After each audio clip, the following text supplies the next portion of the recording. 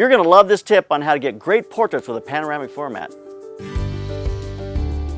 Trisha Zemp made a stop motion out of the Slanted Lens logo. She's going to teach you how to do this and much, much more if you go to theslanteddlens.com/stop motion. Buy the download, it'll teach you everything you need to know about stop motion.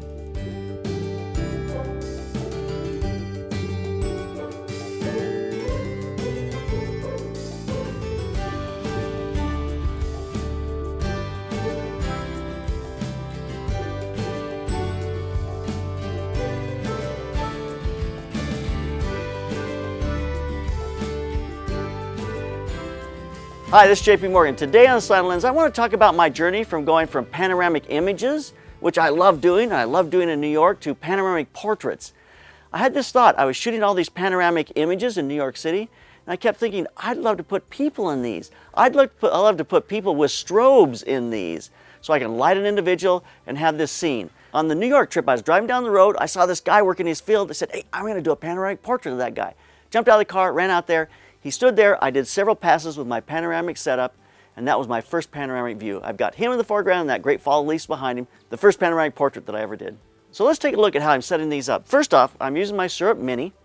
I've got an L bracket on it, so I'm shooting vertical because I want to shoot these vertical to be able to stitch them together to give me the most amount of detail possible. I'm shooting in 3:4 mode, so I'm getting the entire sensor. I absolutely love the A7R II because you get a gorgeous image on that sensor, and when you stitch that together, it's incredible. I've said it before and I'll say it again, I love these Tamron prime lenses. I started out with a 35, which is gorgeous because you get this great view of all the environment these people are standing in. But I started to go to longer lenses as I want to get my person closer to me so I see them more clearly, and now I can pan through that view in the background. When the person steps forward, I need a larger depth of field, so I'm going to have to go to f8, 11, or even 16 if I can get it. So for shutter speed, it varies on all of these, and we'll talk about that as we go.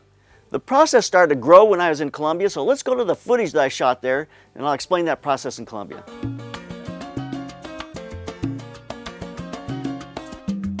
So Lars and I are here in Colombia. Had a few minutes here at the end of the day. I decided I want to do another one of my panoramic portraits. We're in Medellin area. It's a great area. It's a lot of growing that goes on in this area, one might say. So we're going to do a portrait of these two gentlemen with their plant of unknown origin. We're going to do a panoramic view, stitching that together. It's a little hard because I've got 5.6 on the camera. I've got 1000 ISO. We're at the end of the day. It's pretty dark here. Hear the birds in the background. So the background is going to be a little bit soft, but I want it to be focused on them, and I want them up close enough that we can see them. I love his Idaho shirt. I think that's fabulous.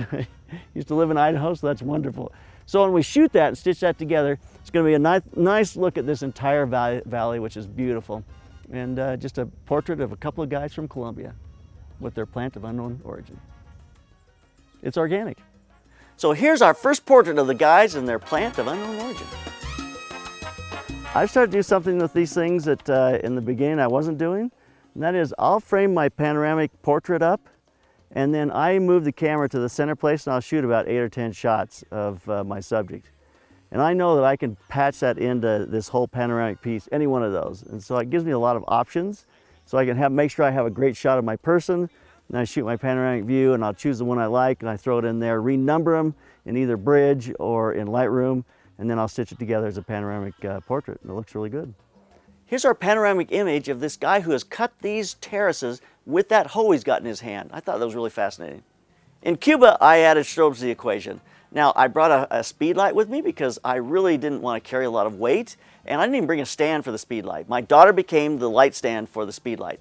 The way I would do it is I would start my pan over to the camera left side, and as the pan would start, my daughter would just kind of step out of the shot, point the strobe away, and it would start panning.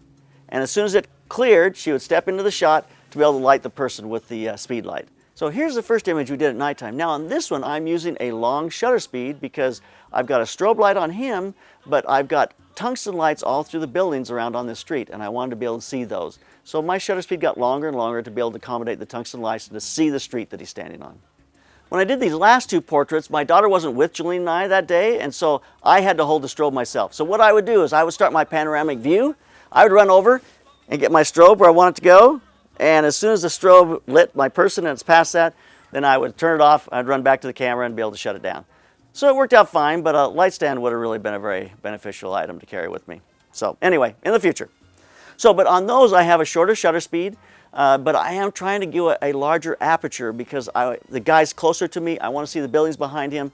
That was a struggle. I've got to push my ISO up, get a larger aperture like f11 so I can see the buildings in the background and focus as well as him, and makes those things look a lot more successful. There's just no reason to do a big panoramic view of all this city and all this kind of information and not have it be at least somewhat in focus. So here's a taxi driver in his car. He was pretty excited to have us take a picture of him and his car on the street where he lives.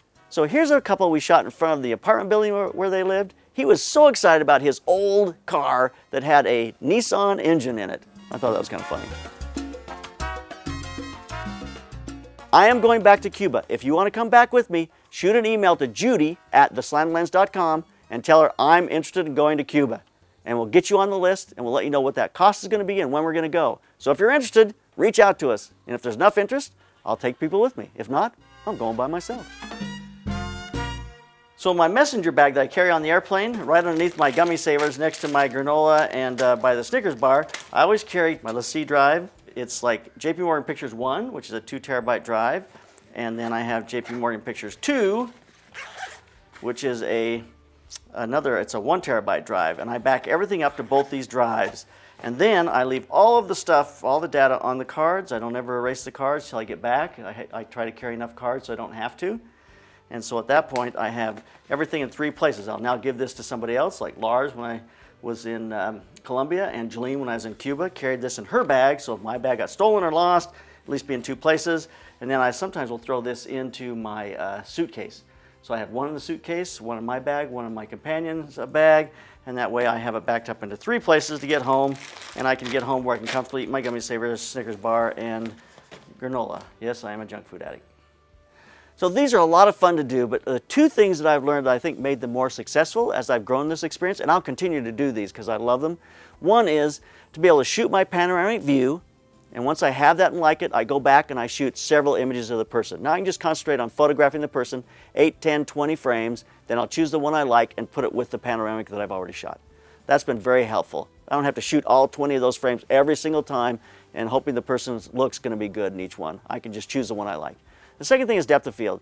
You really, I want the people to get closer, and I will do these with people getting closer and closer to the camera, which I think demands a deeper depth of field. I might even play around with the thought of bringing the person up front, shooting them, pulling the focus to the background, and then stitching those together, which would be another level that have to be done in Photoshop. But anyway, those are 2 things I think made this more successful, depth of field and shooting a number of images in the same place. So I hope you enjoyed this thing on panoramic portraits, so get out and do your own. Put some of those up on our Facebook group. We'd love to have you join our Facebook group. Subscribe to the Slanted Lens and join us in all the things we've got going. So keep those cameras rolling, keep on clicking. Our business coaching class is going on every single day. People are using those materials to change the direction of their businesses and to grow their businesses. So get to theslanteddlens.com and sign up for our business coaching class. Once a month, you get to speak with me. We'll talk about the problems that you're facing. We have the opportunity to mentor together to help you grow your business. So go to theslanteddlens.com and sign up for it today.